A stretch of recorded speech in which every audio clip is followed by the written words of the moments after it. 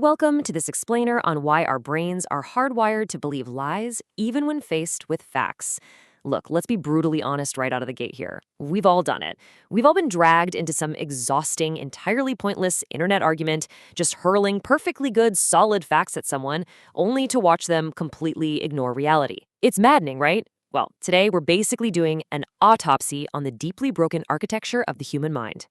So why do intelligent people persist in obviously false beliefs? It's the million-dollar question, isn't it? It haunts scientists, sociologists, and, well, pretty much anyone who's spent more than 5 minutes on social media. For decades, we clung to this cute, incredibly naive idea called the information deficit model. The underlying assumption was, hey, if people just had more facts, we'd all magically agree on reality. Yeah, spoiler alert, that is completely laughably wrong.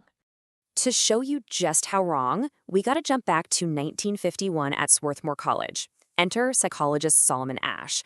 He set up an experiment that basically laid the entire groundwork for our modern understanding of, let's call it what it is, human spinelessness. The setup was absolutely devious. He puts 8 male students in a room, but here's the kicker. 7 of them were actors in on the joke. Only one was a real, totally clueless participant. And the task they had to do? It was almost insultingly simple. Just a pure, incredibly basic perceptual task spanning 18 trials. In each trial, Asch showed them 2 cards. One had a single reference line, and the other had 3 comparison lines. All they had to do, literally the only requirement, was say out loud which of the 3 lines matched the reference line. I mean, a toddler could do this. In fact, with no group pressure, the error rate was practically 0, less than 0.7%. But all right, here comes the trap. On the first 2 trials, everyone, the actors and our poor subject, gives the obvious correct answer. Everything seems totally normal. Then on trial number 3, all 7 actors look at the cards and confidently, without blinking, give the exact same glaringly wrong answer. And they keep doing this for 11 of the remaining 15 trials. Asch basically wanted to see, will this real participant trust his own functioning eyeballs, or really actually cave to this insane group consensus? Brace yourselves for the depressing punchline here. An astounding 74%, yeah, nearly 3/4 of people, willingly threw reality right out the window.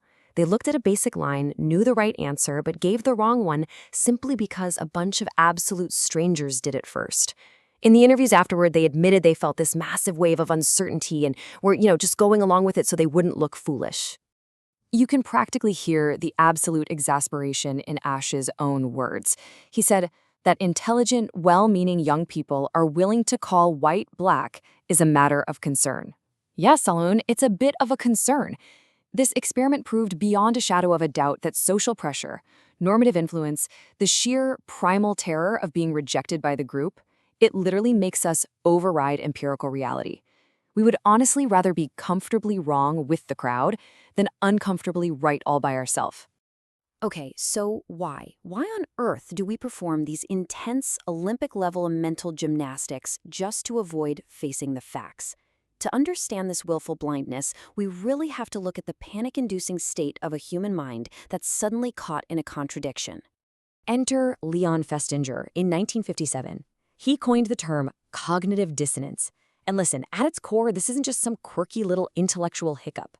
When you hold 2 fundamentally conflicting cognitions, it causes literal, intolerable psychological distress.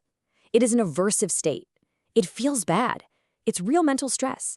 And just like physical pain, your brain immediately demands a response to make the hurting stop. Let's look at the absolute perfect example of classic human hypocrisy. You believe smoking kills, obviously.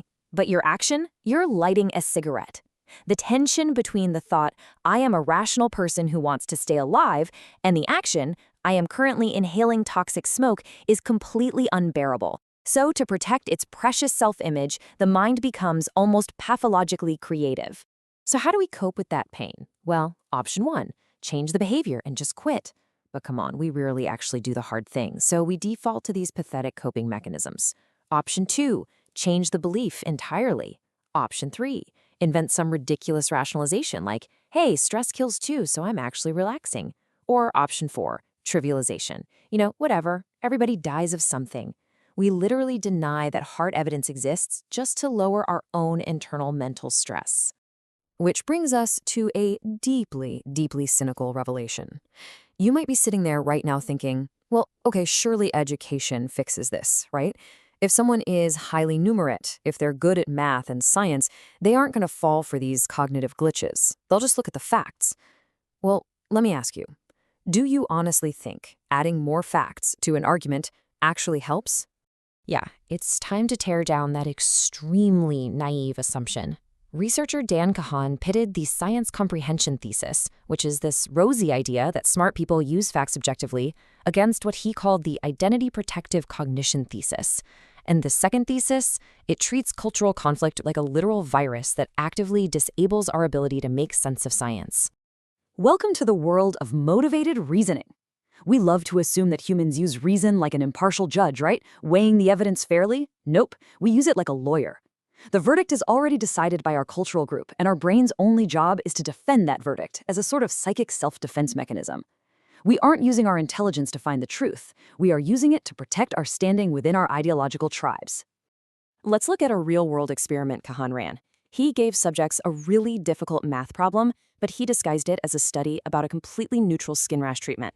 And exactly as you'd expect, people with high math skills did substantially better at interpreting the data correctly. Everyone was acting rationally. The system works, right? But then, the researchers executed an absolutely brilliant twist. They gave a totally different group of subjects the exact same numbers, the exact same mathematical problem, but they changed the labels. Instead of a boring, neutral skin rash cream, the data was now presented as the results of a highly polarizing policy, a ban on concealed handguns. Boom. Suddenly, the math wasn't just math anymore, it was a direct threat to their political identity. And the results? They perfectly illustrate this hilarious, yet utterly terrifying smart idiot paradox. Did the smart people use their superior math skills to objectively solve the gun control problem? Absolutely not. Polarization didn't vanish among the highly numerate folks, it literally exploded. The people who were best at math were actually the most polarized. They actively used their big, powerful brains and high cognitive capacity to selectively spin the data to match whatever their political tribe already believed. Their intelligence just made them way better at lying to themselves. And this, right here, is exactly how we willfully construct our own cozy little echo chambers. We engage in biased search, actively hunting down only the information that supports what we desperately want to be true. We use biased assimilation, selectively crediting evidence that helps our case while aggressively dismissing anything that dares to threaten our worldview. And then there's selective exposure. We just completely avoid media or people that might cause us cognitive dissonance. We optimize for what makes us feel safe, not what is objectively true. Which leads us to the ultimate absurdity of our modern age. When we look for experts to guide us, we aren't objectively evaluating their credentials at all. The research shows we are significantly more likely to label a scientist as a credible expert only if they're depicted as taking a position that's consistent with our own cultural predispositions. And if they disagree with us, suddenly we question their funding, their methods, their secret motives. Expertise is literally just a costume we put on the people who validate our own biases. So I'm going to leave you with this lingering, probably slightly uncomfortable question. As you've been watching this explainer, listening to how pathetic and deeply biased human reasoning actually is, has your brain been quietly making excuses in the background? Are you sitting there right now thinking, wow, those people on the other side of the political aisle really do this, while entirely exempting yourself from the equation? Ask yourself, is your own mind currently trying to rationalize away the highly uncomfortable fact that you are just as wildly irrational as the rest of us? Think about it.